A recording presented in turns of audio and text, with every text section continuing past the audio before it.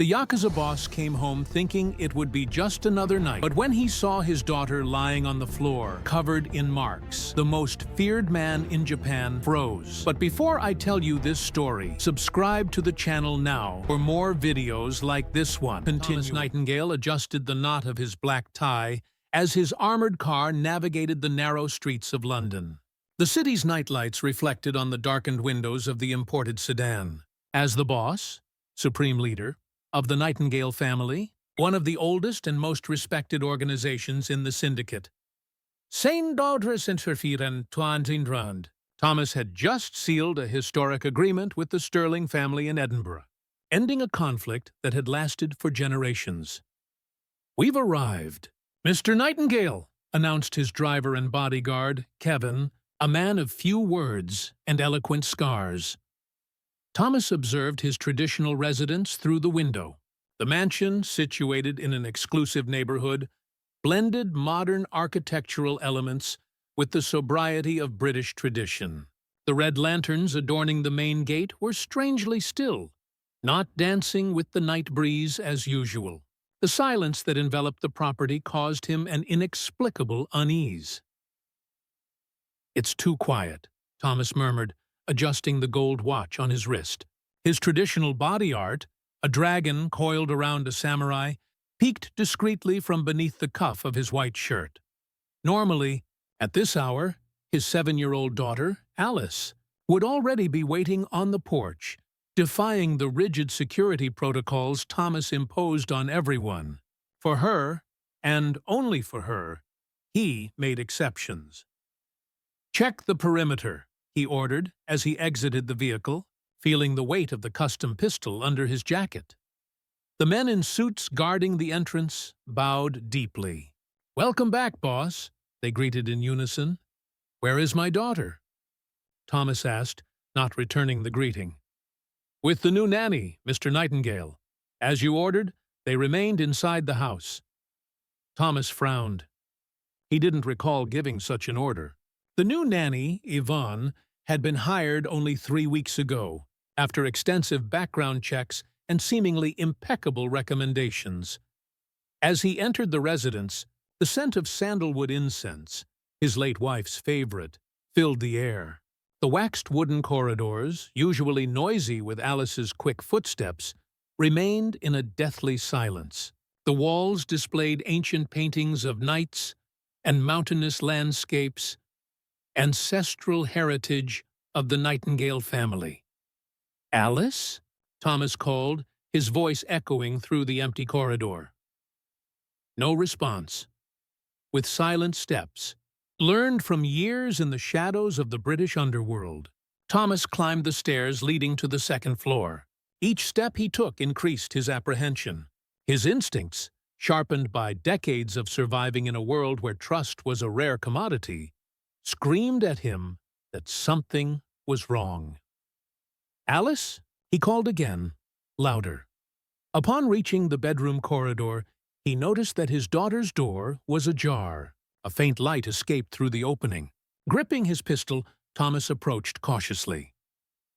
"Alice!" "It's me, Daddy," he announced, using the intimate word for father reserved only for moments between them. As he pushed the door open, time seemed to freeze.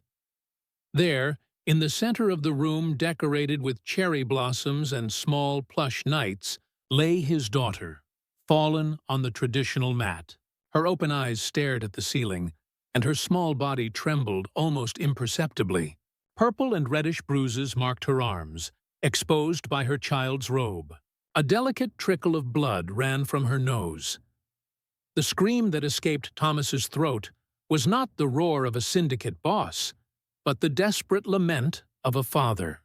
In an instant, he was by her side, taking her into his arms.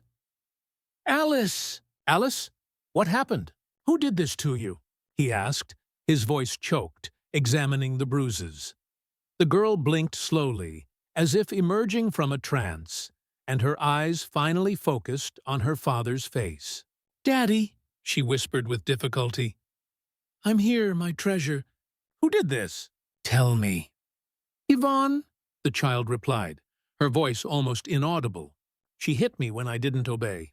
She said I needed to learn discipline before what, Alice? Before the crossing, she finished, her eyes watering. She locked me in here for hours. Didn't let me eat. Talked on the phone with someone. Said I would serve. That I was perfect. The rage that consumed Thomas was something he had never experienced. As the leader of one of the most feared crime organizations in Britain, he was accustomed to exercising calculated, cold, strategic violence. But this, that visceral hatred, was different. "Kevin!" he roared, and instantly the bodyguard burst through the door, gun drawn. "Find the nanny, now!" "Yes, boss," Kevin replied, before disappearing. Thomas removed his jacket and wrapped his daughter in it. "Where does it hurt most, Alice?" "My tummy, and here," she pointed to her back. "She used a stick when I wouldn't stay still." Thomas felt his blood boil. Then he activated the internal communication system. "Full security. No one in or out. Find Yvonne. Alive." Minutes later, the Nightingale family's private doctor examined Alice, while Thomas waited in the corridor, his hands clenched into fists so tight that his knuckles whitened. The body art on his arm, a symbol of his commitment to the syndicate's code of honor, seemed to pulse beneath his skin. "Mr. Nightingale," Kevin called, reappearing. The woman disappeared. Cameras showed her leaving the property through the back approximately 2 hours ago. She took only a bag and a cell phone. "I want her face on every security camera in London," Thomas ordered. "Use all our contacts, police, airports, train stations, hotels. She doesn't leave the country." The doctor exited the room, adjusting his glasses. "How is she, Dr. Thompson?" "Physically, she will recover in a few days. The bruises are superficial, although painful. There are no fractures or internal damage," explained the elderly doctor, who had served the Nightingale family for decades. "Mentally, however, she is in shock. She was subjected to a systematic regime of psychological abuse, something methodical, not impulsive." "What do you mean?" "That this wasn't a nanny losing control. It was something calculated, executed with a purpose." Thomas felt a chill run down his spine. "What kind of purpose?" The doctor lowered his voice. "I've seen similar cases before, Mr. Nightingale. Children prepared for transfer. A method to break their sense of identity and security before being rehomed." Thomas understood immediately. In his world, he knew the dark markets well, but he never imagined his own daughter could be a target. "Contact Inspector Miller of the Special Division," he ordered Kevin. "Only her, no one else from the police." "The police officer?" Kevin questioned, surprised. "The relationship between the syndicate and the authorities was traditionally one of mutual antagonism." "She owes me a favor," Thomas replied. "And more importantly, she is a specialist in child disappearance cases. Extremely discreet." While waiting, Thomas returned to his daughter's room. Alice was now sleeping, thanks to a mild sedative. Kneeling beside her floor mattress, he gently touched the girl's dark hair. "I swear by your mother's memory, Alice, whoever did this will pay, and it won't be a quick death." Inspector Sarah Miller arrived an hour later, discreetly, in an unmarked car. At 45, Sarah Miller carried the reputation of being incorruptible and obstinate, qualities that made her both respected and isolated within the police force. "Mr. Nightingale," she greeted formally, showing no intimidation before the powerful syndicate leader. "Your call surprised me." Thomas led her to his private office, where he served her green tea in an abbreviated ceremony. Only when they were completely alone did he speak. 3 years ago, Inspector, I could have provided evidence about the Ashton scandal. I didn't.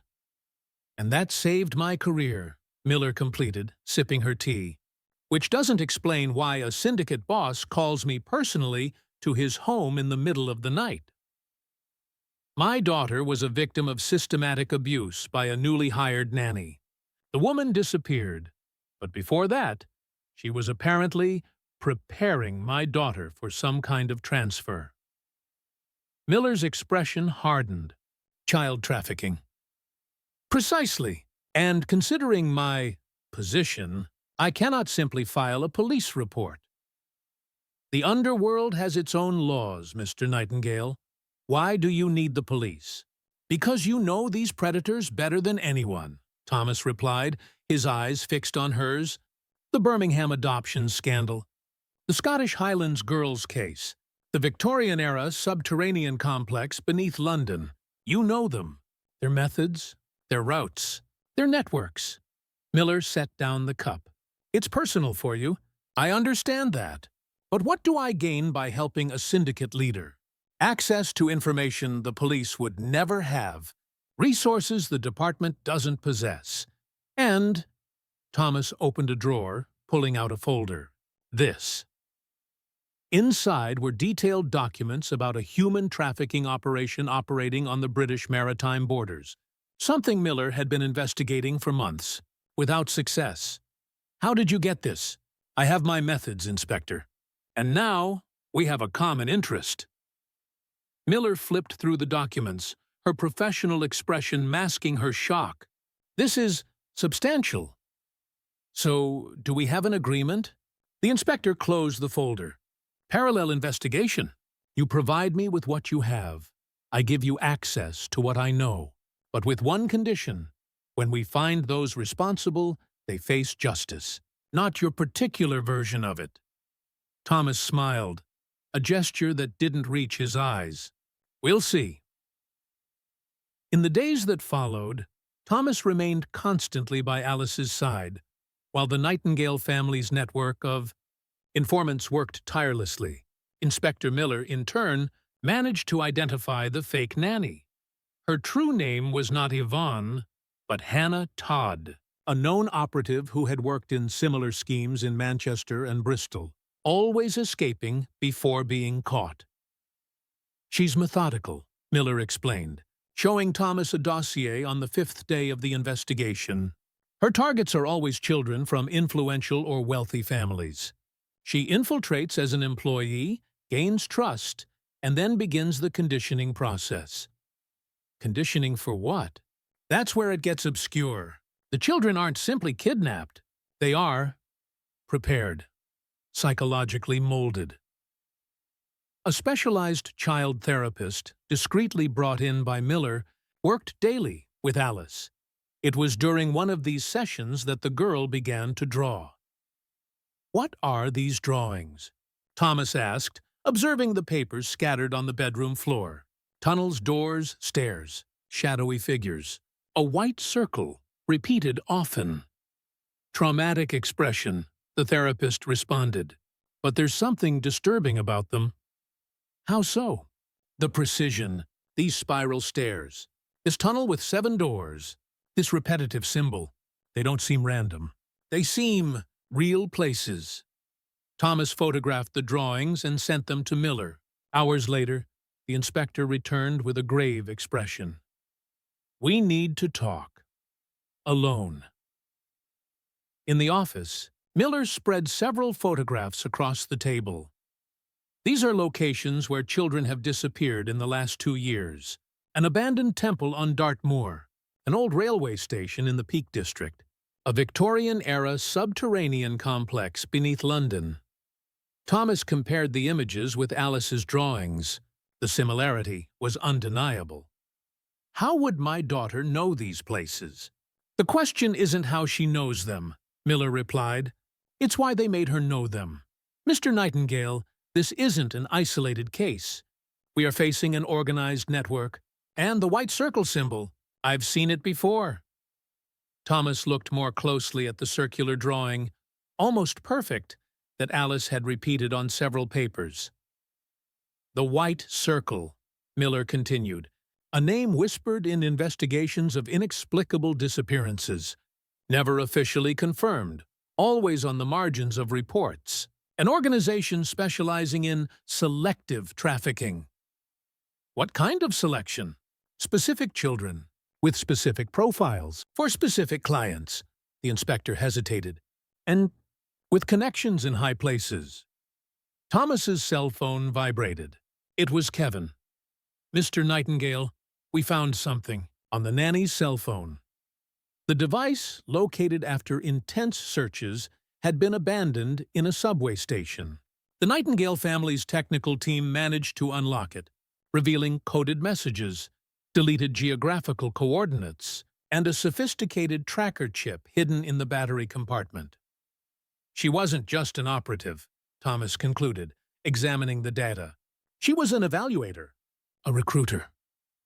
"And your daughter was selected," Miller completed without softening her words. "The question is why? Among so many children from powerful families, why choose the daughter of one of the syndicate's most feared leaders?" Thomas felt a chill down his spine. The question resonated in his mind when a new element emerged. Among the contacts on the fake nanny's cell phone, a name appeared repeatedly, though never directly mentioned in the messages. Only a code, LH18. "Lord Harrington," Thomas murmured, his face paling. Miller observed him intently. "You know that name." It wasn't a question. A legend in the underworld. A ghost. Some say he's a man. Others, a code name for an organization. Involved in government corruption scandals, international money laundering, and rumors about an exclusive market for select clientele. "What kind of market?" Thomas hesitated. "The kind that isn't discussed. Not even in the syndicate's darkest circles." That night, Thomas returned to Alice's room, who now slept more peacefully. Sitting beside her floor mattress, he observed the small protection amulet, a charm he had placed under her pillow, a gift from his late wife. The moonlight filtered through the windows, casting elongated shadows across the room. Thomas knew he had entered a different territory. Until then, as boss, his battles were predictable. Territorial disputes, business deals, loyalties bought or won. Now he faced an enemy in the shadows, an enemy who had dared to touch his daughter, his only true treasure in this world. "I will find them," he whispered to himself, gently stroking Alice's hair. "And when I do, they will know the true meaning of fear." Outside the room, Kevin waited silently, his face as impassive as ever. "Prepare all our resources," Thomas ordered. "I want every informant, every contact, every ally mobilized, no matter the cost." "Yes, boss," Kevin replied with a bow. "And contact the council elders," Thomas added. "If we are about to declare war against an organization like this, we will need the full strength of the Nightingale family." As he descended the stairs, Thomas felt the weight of his position as never before. As a syndicate leader, he had ordered executions, controlled territories, negotiated with corrupt politicians and desperate businessmen. But now, for the first time, he felt truly vulnerable. In the mansion's traditional garden, under the starry night sky, Thomas knelt before the small shrine dedicated to his ancestors. He lit incense and, in silence, made a solemn vow. He would find those who had touched his daughter, and when he did, there would be no mercy, no limits. This would be a war unlike any the syndicate had ever fought, a war against shadows, against a faceless enemy, against a circle that, despite being white in name, operated in the deepest darkness. And Thomas Nightingale, the ruthless boss of the Nightingale family, was about to discover that the darkest shadows were not just in the back alleys of London or the underworld of organized crime. They were much closer, perhaps in his own blood. Thomas Nightingale's eyes burned after consecutive sleepless nights. A week had passed since the discovery of the abuse suffered by his daughter, Alice. The traditional mansion, once a symbol of his power as the boss of the Nightingale family, had transformed into an impenetrable fortress. Reinforced security, doctors and therapists on constant shifts, and an intelligence operation running non-stop in the basement. Inspector Miller arrived promptly at 7 a.m., as she had done in recent days. Her expression indicated news. "We have a location," she announced without preamble, extending a tablet to Thomas. "A rural property in the Surrey Hills, registered under a foundation called New Dawn. Satellites captured suspicious movement and, more importantly, we identified vehicles associated with 3 previous cases of missing children." Thomas studied the satellite images. The property was isolated, surrounded by dense forests and mountains, 2 hours from London. "How do we proceed?" "Officially, I can't do anything," Miller replied. "I have no warrant, admissible evidence, or clear jurisdiction. Unofficially," she hesitated, "I need to be there when you go." Thomas raised an eyebrow. "Are you giving me permission to invade private property, Inspector?" "I'm saying that if, hypothetically, a private investigation led to discoveries relevant to child disappearance cases, I would need to be present to ensure the correct handling of any evidence found." A rare smile crossed Thomas's lips. "I understand perfectly." The operation was meticulously planned. 12 of Thomas's most loyal and trained men, led by Kevin, formed the assault team. Miller would go as a consultant, discreetly accompanied by 2 police officers she absolutely trusted. The night before the mission, Thomas visited Alice. The girl had progressed in recent days, although nightmares still disturbed her. "Daddy!" she called, her voice small in the dim light of the room. "Are you going to find the bad men?" Thomas knelt beside her floor mattress. "Yes, Alice. And they will never hurt you or any other child again." "Yvonne said I was going to meet the Lord of the Circle," the girl continued, shrinking back at the memory. "He was going to give me a new name, a new life." Thomas felt fury grow within him, but maintained a serene expression so as not to scare his daughter. "No one will ever take you from me, Alice. I promise, on my honor." The operation began before dawn. 3 unmarked vehicles approached the property from different routes. Using advanced thermal equipment, the team identified 5 security guards on the external perimeter and, inside the main building, approximately 12 people, some with smaller thermal signatures, indicating children. "Absolute silence," Thomas ordered over the communicator. "No shots unless absolutely necessary." The infiltration was precise. The security guards were neutralized silently, and the team converged on the main house, an innocent-looking structure similar to a traditional English country retreat. Upon entering, however, the true nature of the place revealed itself. Beneath the rustic facade, modern facilities were hidden: monitoring rooms, extensive archives, and, most disturbingly, rooms transformed into child cells, each equipped with cameras. "My God!" Miller whispered as they saw the 7 children, ages between 5 and 10, in individual rooms. Some were sleeping, others, awake, watched with empty eyes, showing no surprise or hope at the arrival of the strangers. While the police team cared for the children, Thomas and Kevin found the archive room.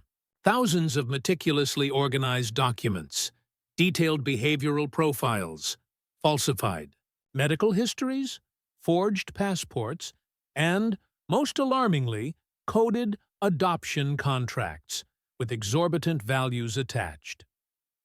"It's not just trafficking," Miller observed, joining them. "It's an elite market." Thomas quickly flipped through the folders when he froze. In a section marked Priority Prospects, he found a file with his daughter's name. "Alice Nightingale," he read aloud, incredulous. "Classification, premium. Profile, adaptable, superior intelligence, ideal personality traits for reconditioning." And, at the bottom of the document, a red stamp. "Approved. Final preparation phase." They studied her for months, Miller concluded, examining the file. They infiltrated her life deliberately. This isn't opportunism. It's a sophisticated operation. As they delved deeper, they discovered computers with encrypted files. Thomas's technical team worked quickly to access them, revealing an international network of coded communications. A name repeatedly appeared in the digital documents: Lord Harrington. No longer as a code, but as a real entity, with specific communication protocols and detailed demands about the products. "We need to take all of this," Miller said. "Equipment, files, everything. This could be the largest child trafficking network ever discovered in the UK." But there was more. In a hidden compartment under the floorboards, they found a strongbox. Inside, besides money and additional documents, there was a series of old photographs, some dating back 40 years. Thomas examined them distractedly, until he froze before one particular image: his own father. Henry Nightingale, the previous boss of the family, next to a girl approximately 8 years old. Behind her, partially visible, the same white circular symbol that Alice had obsessively drawn. "This isn't possible," he murmured, feeling the ground collapse beneath his feet. Back in London, the rescued children were discreetly taken to a specialized hospital. Miller coordinated the official operation, while Thomas isolated himself in his office, the photograph of his father before him like a silent accusation. "What did you discover?" Kevin asked, entering silently. "Something I never imagined facing," Thomas replied, his voice heavy. "The possibility that my own father, my own blood, was involved with these monsters." Kevin, always the loyal lieutenant, remained respectfully silent. "I need to know the truth," Thomas continued. "I need to find out who this girl in the photo is, and what my father had to do with the white circle." In the following days, while the authorities dismantled the operation in the Surrey Hills, Thomas conducted a parallel investigation. He consulted the Nightingale family's ancestral records, interviewed old associates of his father, and delved into archives he hadn't visited since taking over the leadership 15 years ago. The truth emerged in painful fragments. The girl in the photograph had been reported as missing in 1983. Her name was Lucy Taylor, daughter of a prominent politician. The case had never been solved. "But there's more," one of the private investigators hired by Thomas informed him. "We found records of a woman in Thailand, Amy Lee, 47 years old. Facial analysis suggests a 98% probability of being the same person from the photograph." "Find her," Thomas ordered, "whatever the cost." The search took 3 weeks. When they finally located Amy, she was living a discreet life as a language teacher in a small town on Phuket Island. Thomas personally flew to meet her, accompanied only by Kevin.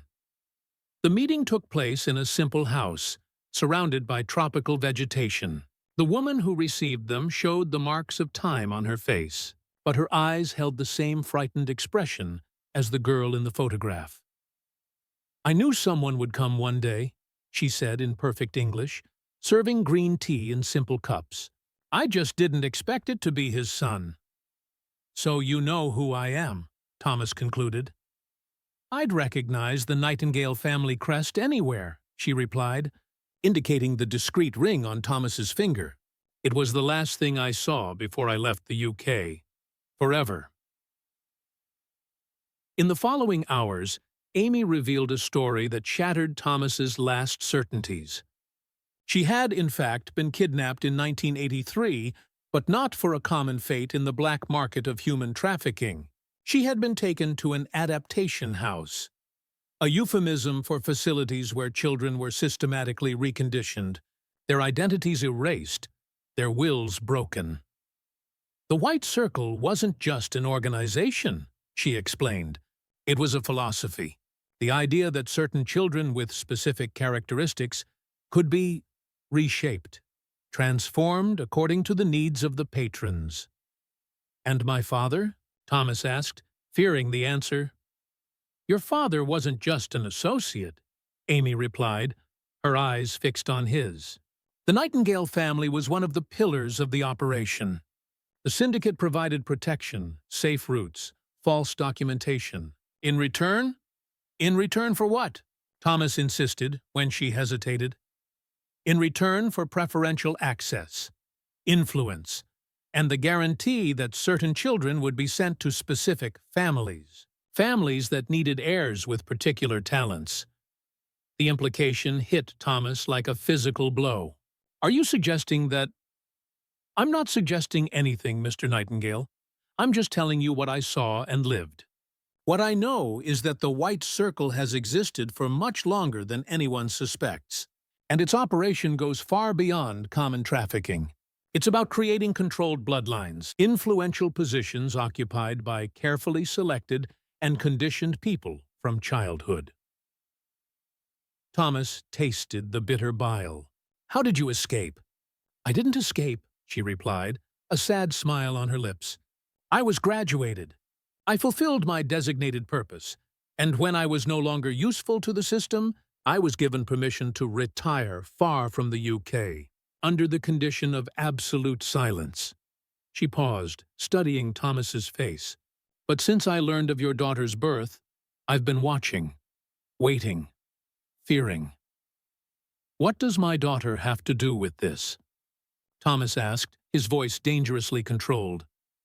She has the profile, the same traits they looked for in me, and the cycle usually repeats every generation.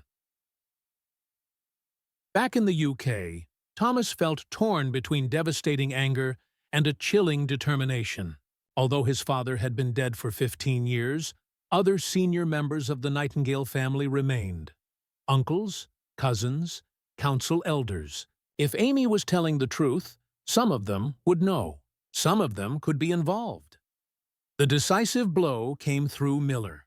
Analyzing the encrypted data recovered from the property in the Surrey Hills, her specialized team discovered digitized old correspondence. You need to see this, she said, handing a USB drive to Thomas during a secret meeting. The files contained typewritten letters from decades ago, all signed by a mysterious Matriarch S. Detailed instructions on child selection, conditioning methods, evaluation criteria, and, most devastating, periodic reports sent to the Family N about the operation's progress. Nightingale family, Thomas concluded, his voice barely audible.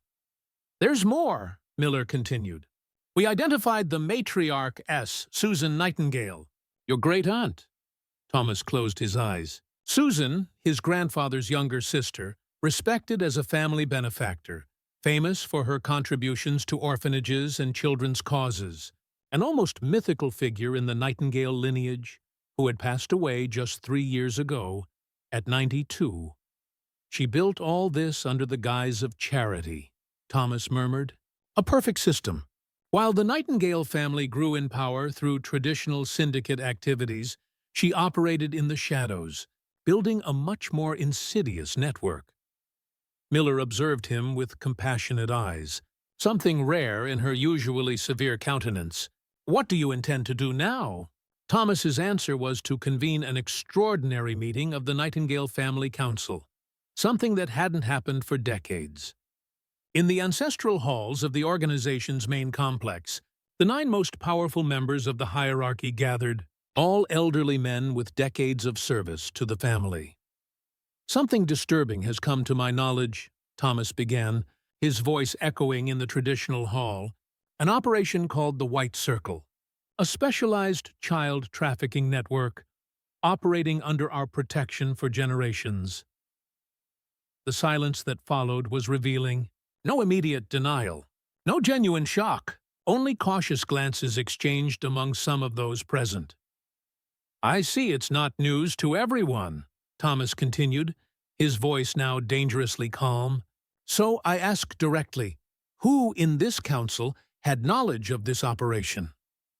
After a long silence, the oldest of those present, Theodore Ted Nightingale, his late father's cousin, spoke.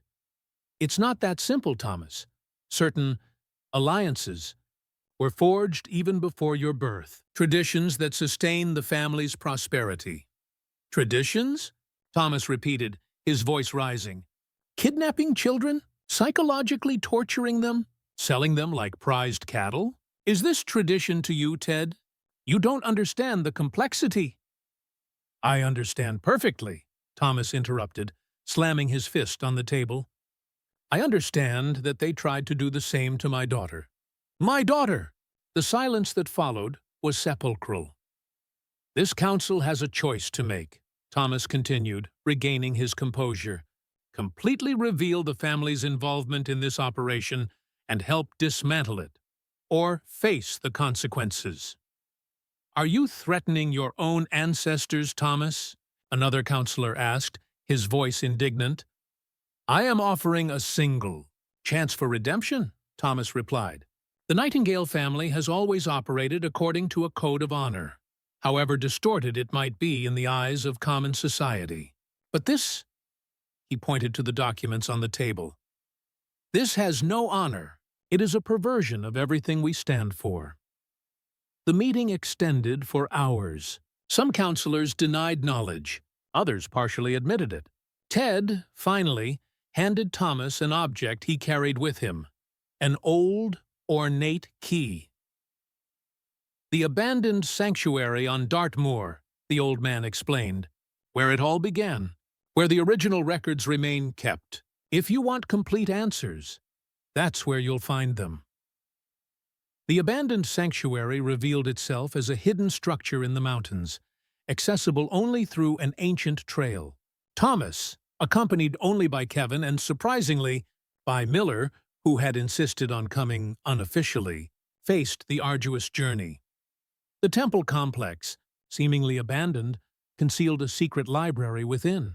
And there, guarded for generations, they found the Book of Passage, a meticulous record of every child who had passed through the system over 4 decades. Real names, assigned names, final destinations. More than 300 lives transformed into entries in a macabre catalogue. And, even more devastating, the original manifesto, a handwritten treatise by Susan Nightingale in 1962, establishing the principles of what would become the White Circle, a distorted vision of social improvement through the strategic reallocation of exceptional human resources.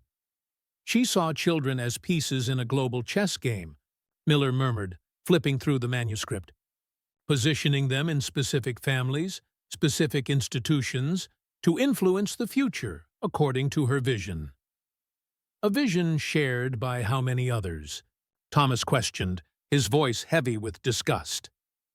Among the documents, they found evidence of international connections, influential figures in foreign governments, multinational corporations, religious institutions. The White Circle was not just a trafficking operation. It was a power conspiracy that spanned generations. After a week of intensive investigation, during which Thomas barely returned to London, the decision was made, with the support of the younger members of the council, who had been kept ignorant of the operation, and the reluctant cooperation of the elders who feared the consequences. Thomas initiated the systematic dismantling of the network. Key documents were made public through secure channels. Authorities in various countries received anonymous information about local ramifications. Bank accounts were frozen. Properties seized. The reaction was immediate and violent. Assassination attempts against Thomas. Cyber attacks against the Nightingale family's systems. The Foundation's headquarters were raided.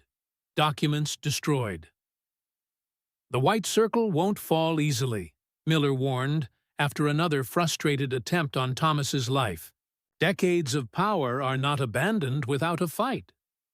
The figure known as Lord Harrington revealed itself not as a person, but a title passed down through generations. The current occupant being a Swiss-British businesswoman, Roxanne Carter, operating under various identities. After months of international pursuit, she was finally located in a remote temple in Thailand. The confrontation was not physical, but a verbal battle where, finally cornered, Roxanne surrendered the last piece of the puzzle. the location of 47 children still within the system, 14 of them still alive. "You destroyed the work of generations," she told Thomas, without remorse in her voice. "So, a perfect system for shaping the future. You shattered lives," he replied simply. "Including my daughters."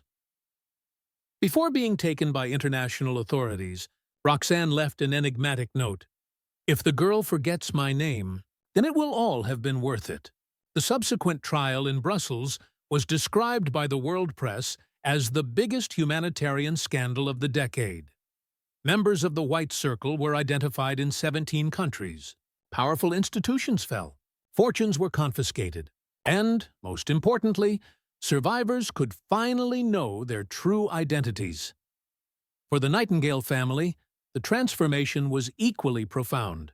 Thomas, initially viewed with suspicion by the press and authorities, gradually gained respect for his decision to expose the truth, even at the cost of the family legacy.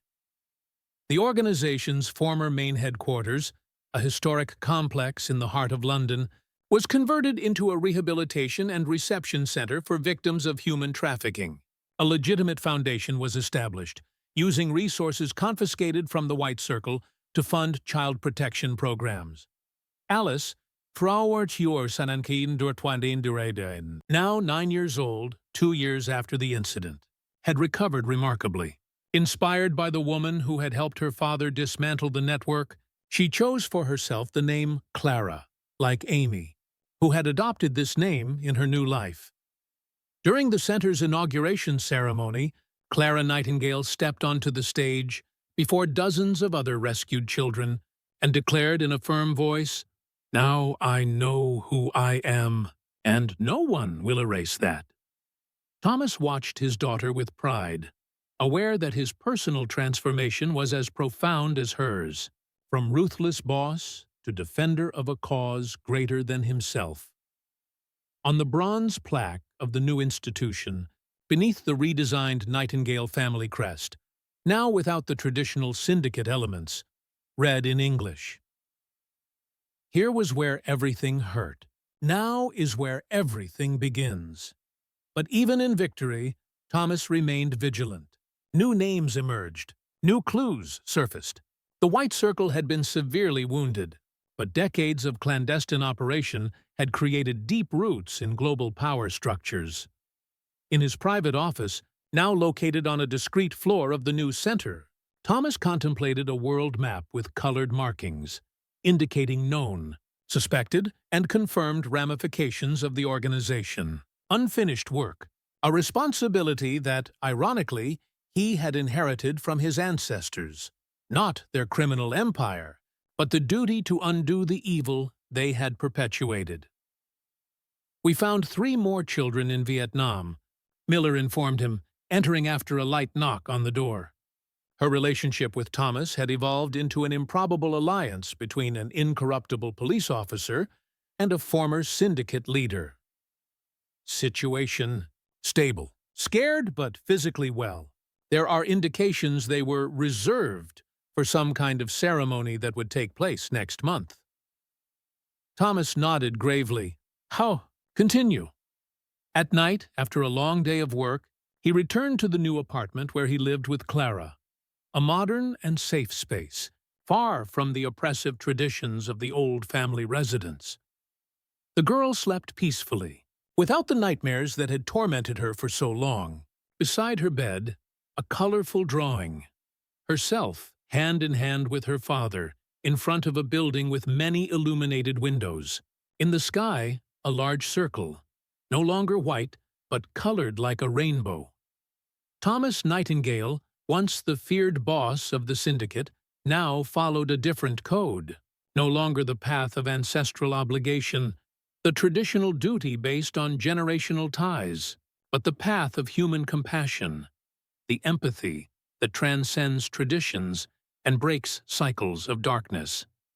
And as he watched his daughter sleep, he whispered a promise, not just to her, but to every child still awaiting rescue in the shadows. "I will find all of you, and I will bring each one into the light."